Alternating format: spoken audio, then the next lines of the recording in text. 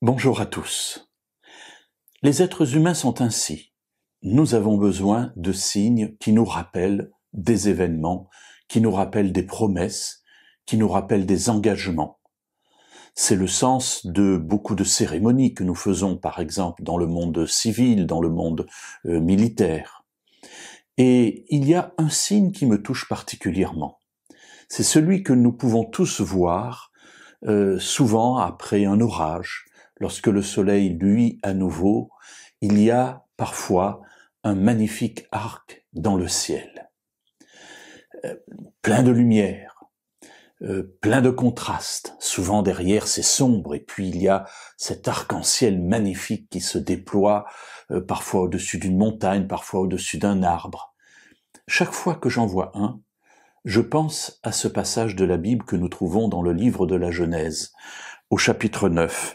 Et au verset 14 à 17. Voilà que Noé est sorti de l'arche avec tous les animaux, avec son épouse, ses enfants. Et pourquoi était-il dans une arche ? Parce que Dieu vient de détruire tout ce qui se trouvait à la surface de la terre.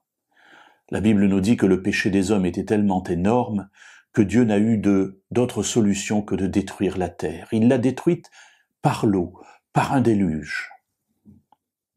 Noé, son épouse, ses enfants sortent de l'arche.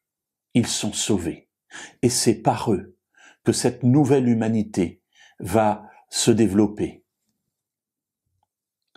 Dieu dit, quand j'aurai rassemblé des nuages au-dessus de la terre, l'arc paraîtra dans la nuée.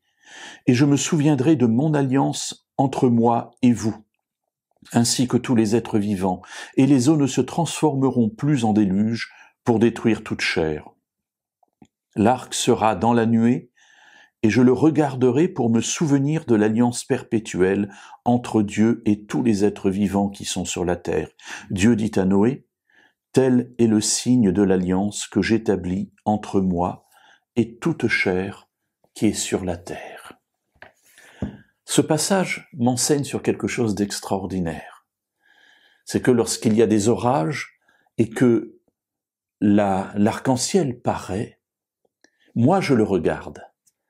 Mais la Bible me dit ici, et c'est une parole de Dieu lui-même, que lui aussi, dans le même instant, est en train de regarder cet arc-en-ciel.